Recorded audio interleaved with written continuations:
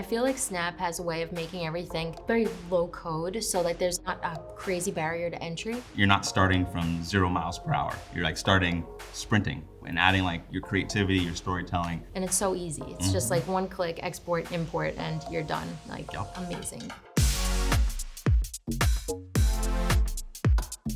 When did you first get into AR? I come from 2D design background, not even 3D, not even, Really? no VFX. So I only did 2D using I didn't know that. drawing on an iPad. Yeah, that was it, and Photoshop. I started making my own filters back then, and before I knew it, everybody was saying to me, can you start making these on Snapchat too? And so I started playing around with Lens Studio, and I just became obsessed. And how about you? It's weird. It was actually from a brain surgery I had. My reality got totally scrambled for a few weeks. It made me think there's a lot of value to augmenting realities and perceptions, and that kind of inspired it. Wow, that's amazing.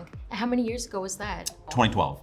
Wow. I was that's- 19 years old. So you've been into this kind of like technology for a while. But I didn't know it was called augmented reality until like much later. Wow. I thought it was VFX. And you have a VFX background, right? So you went from being inspired by augmented reality to getting into VFX and then eventually creating your own Yeah. experience? So cool. How would you describe your style of work? What inspires you? I like kind of like creating fantasy makeup looks where you feel like your best self in them. So even creepy effects, I like still having you feel cute. So it's kind of like cute and scary, or cute, fantasy, creepy, all that kind of stuff. Your character work's insane. I love everything you make on there. Thank you, I love yours too.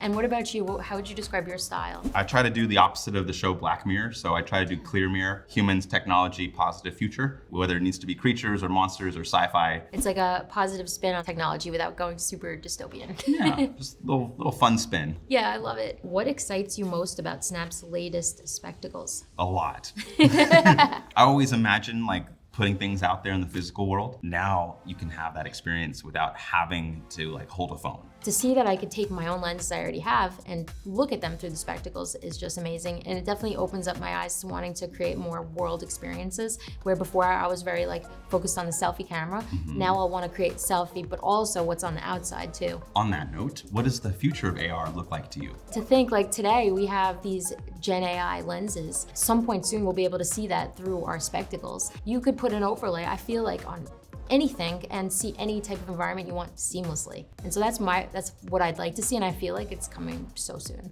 Wow. And how about you? AR just becomes a language. Kind of like how we send images, then we start getting into video. Videos are easy to share, distribute, and realize and experience. And now you're sharing these whole experiences, and then that experience just becomes a language that we speak. And people can speak it even if they didn't grow up knowing that language. That's such an amazing perspective on it. It's gonna bring back, I feel like, the childlike imaginations that we had. We won't be limited by reality. We'll be able to take that anywhere we want to take it. We'll hold on to that from childhood all the way through our lives. 100%.